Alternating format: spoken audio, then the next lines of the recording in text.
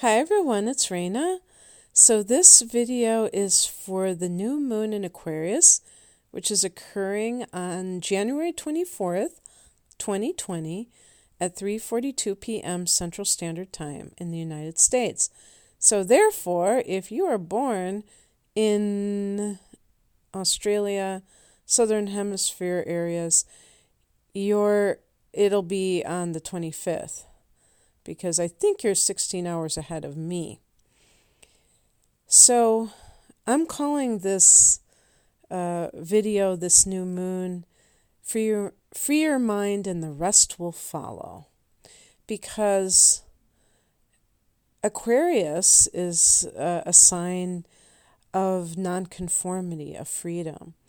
And especially when it comes to being innovative, when it comes to being unique, not following the crowd.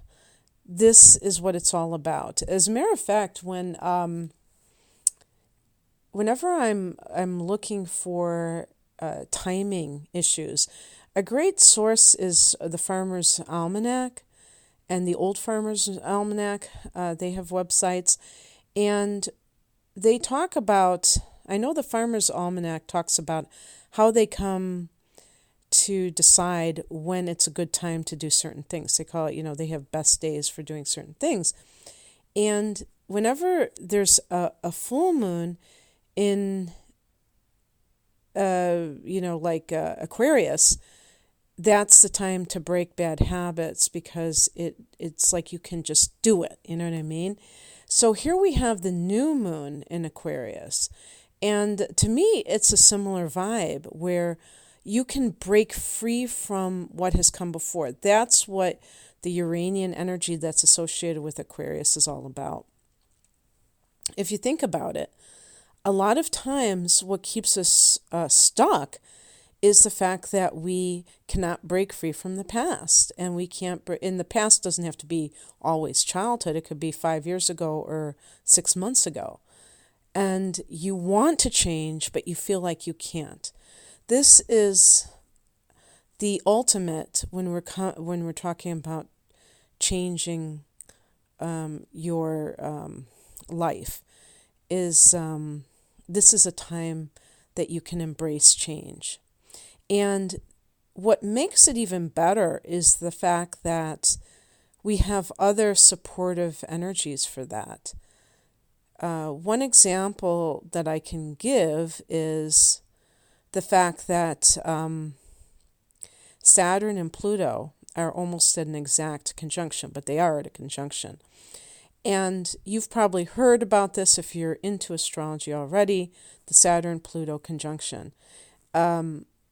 Basically, as far as I'm concerned, this is really going to show up in the collective in terms of our societal changes, and we can see them right now. I'm recording this on, smack dab in the middle of the month of January 2020. Right out of the gate, right when we got into 2020, that we were just going from one thing to the next, fast and furious. And I was just scrolling through YouTube, and there was protests in France, running the president of France out of a theater. The president of France, not talking about him specifically, but what he represents, is the old guard, because it's like the French Revolution 2.0. But we got Hong Kong, we've got the United States with all kinds of stuff happening in election year. All over the globe, there have been all kinds of protests. Pluto in Capricorn is really heating up. But because it is in close proximity with Saturn, and because Saturn represents the different systems in our society, this is what is causing, I mean, friction is a light term for it. It's really, throwing gasoline on the fire, really, if you want to talk about it truthfully. And Pluto being this transformative element it's like burn, baby, burn, because you know what? I'm going to rise from the ashes and I'm going to be better than ever. And I will be functional. Because you know what? These things may have worked in their time, but they are no longer viable. I have a background studying education, and one of the reasons I didn't become a teacher is because of the nature of the public school system in the United States today and how restrictive it is, and to me, not inspirational, and just a lot of things that I didn't like about it. But at one time, it might have been exactly what we needed. And so this is for those people who value the traditional way of life. You may feel like you've lost your moorings, that the good old days are being, for lack of a better term, pissed on. And it can be disheartening, to say the least. And I feel for people, because you know what? I have a sentimental bone in my body myself. And I do think that in the past, things were a lot more, they were a lot calmer, and everything seemed to run pretty predictably, but we're in different times now. So we have to accept that we live in interesting times. May we live in interesting times. Okay. So what we're talking about here is revolutionary energy because of that conjunction between Saturn and Pluto, but also because we've got the Sun in Aquarius, the Moon in Aquarius, and Mercury in Aquarius. And by the way, the Sun and Moon, this is true of all new moons, they are in conjunction. That's what makes a new moon. 4 degrees. What is 4? It's the number of foundations. In astrology, the 4th house relates to the home and family and the sign of Cancer. But it's actually, in looking through my information, I found out it's associated with Saturn, which makes perfect sense with foundations. So Aquarius is co-ruled by Saturn, not just Uranus. So, but I'd rather focus on the fact that this is a 4 universal year. So this can be about making changes that have long-lasting effect, that really, or breaking free from something that can really set you up for a life that is more structured and therefore more productive. I also think of that when I think of Saturn, is productivity. And so we've got Venus in Pisces and Mars in Sagittarius. So they form a square. And there's a square between Mars and Neptune. So there's a lot of idealism floating around, even Aquarius, the Aquarian ideals of, utopia floating around. And it's up to you to question your ideas at this time, even though with Mercury in Aquarius, they can be quite ingenious. And this is why this is such a great time to brainstorm about everything that you want. But make sure that it has a practical vibe to it, with the number 4 being so prominent here. Make sure that it's weird. I was going to say, we're talking about Mercury now, and Mercury is in Aquarius, and, it's at 13 degrees of Aquarius. Well, hello, 13 reduces to a 4. So this is pretty doggone cool. And Venus is at 13 degrees of Pisces, and that reduces. So that's an exact square. But, I read someplace that the number 13 is the divine feminine. And I don't know if it was Friday the 13th is the divine feminine. Friday is ruled by Venus, and but the number 13, I think they said, was it was feminine energy. I don't know exactly why, but this is what happens when you read a lot and you retain it, but you don't retain every last detail. Great for going on Jeopardy, but trying to explain what I mean, not so much. Okay, so that's very interesting. So definitely we have this 4444, and again, angel numbers. Hello. How many of you have been seeing those, and you've graduated from 1111 to 444? So this is magical. But looking at it from the perspective of what the Aquarian energy can mean, especially with Mercury and Aquarius, break free from anything, any memes that you have been given that have to do with what you've been told is possible. Because it's so cool to me that Jupiter is in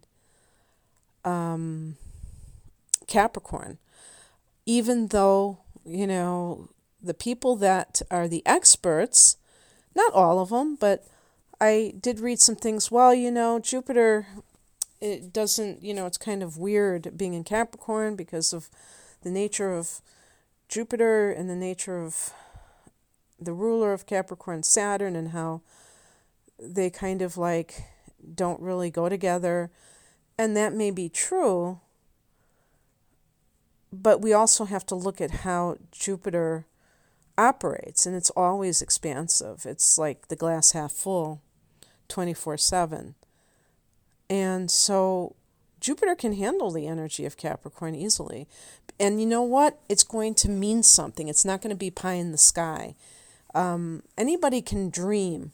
Not everyone puts their dreams into action. Capricorn is a cardinal sign. It's all about action with Capricorn. And it crystallizes dreams and makes them into reality, grounds them into reality, manifestation, practical magic. I love this year for that. I think that people can see the results of their manifestations very easily. And so we're still in January as we have this new moon. And, finish the month out. That's going to be that day of the 24th or the 25th. That'll be, ending the third week or starting the last week. And then we're all done with the month of January. We've we're 1/12 finished with 2020. And there's just so many indicators that this is going to be a change agent year, because we have a lot of eclipses this year, 7 eclipses, or we've already had one of them, and that can create a lot of things beginning and things ending. And also, I want to just bring up one angle, which has to do with the internet. Aquarius rules the 11th house, and part of that can be connected to how you communicate to the masses. And this has become something that is near and dear to my heart, really looking at this. And of course, having an online business, this is going to be the nature of the beast. But wanting to utilize this blessing in the best way possible, which is to inspire others, which is to get the word out about what I offer, and to exchange constructive ideas. But if you ever go to Twitter, it's easy to get brought down even if you're not posting anything, but just reading some low energy types of posts. And so let's look at social media and how can we make it work for us rather than against us? And how can we really like connect with others in the digital age in a way that is of the highest level, the feeling of inclusiveness, finding your tribe. I think these are themes that are present here as well. Venus in Pisces Venus is exalted in Pisces.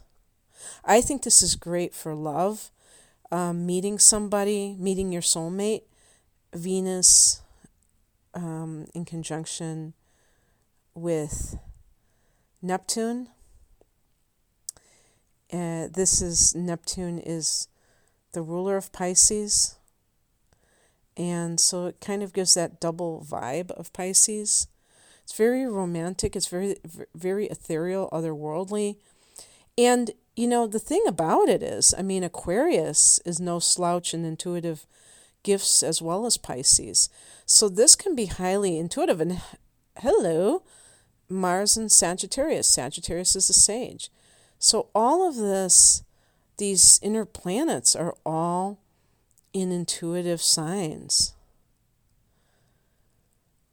So that can have its own benefits where if you have a decision to make, you're going to just be right on top of it. You're not going to be second guessing yourself necessarily. And isn't that a delicious feeling when you can just make a decision and not feel like, oh, did I do the right thing? Is everything going to crash down around me? Those kinds of feelings can be quite, daunting. And no, I think that we're going to have a heightened sense of psychic awareness. And January is supposed to be a great month for launches. So if you want to launch a tarot channel, join me on YouTube or Astrology, and you've been kind of like thinking about it, now's the time, because your skills will be on point, to say the least. And so any kind of soulmate situation. The other thing, too, is squares from the sun and moon to Uranus. I think sometimes there's a bit of a fear of stepping out on your own and waving your freak flag, if you will, being willing to step away from the herd of sheeple and be yourself. And so the square indicates frustration and tension. And the moon there, emotionally, that can make you feel like you want to break free of something. That's why I'm saying that even with romantic relationships, if you feel stuck in a relationship, you may just feel this courage that you don't even know where it's coming from to walk away. And that can feel exhilarating, especially if you have met somebody who feels like a past life relationship, but in a good way, not in a, oh no, they followed me to this incarnation. Crap. Not that kind of feeling. But like, I've met the person that I think is my soulmate. That can feel very exhilarating, and even though Aquarius is an air sign and it tends to be quite in its head, Venus in Pisces can certainly be the heart and soul of this new moon in Aquarius, and make you feel like, I don't know, like you are, that you have stepped into alignment with everything that you have wanted in your life. This may be kind of a, like I said, a game changer where you are able to see yourself free, liberated, and therefore happy because you've wanted this for so long. And I guess it could, certainly be with a job as well. If there's some type of, company that you belong to, some job, and you feel like stuck there. And you may just say, take this job and shove it, because you just know intuitively that there's something there for you around the corner and that you don't have to fear it. So anyway, I'm certainly stoked. I wasn't even planning to make this video. I haven't done like a new or full moon video in months, but something told me to do it, so here I am. And I hope that you enjoyed this. Have a great new moon in Aquarius.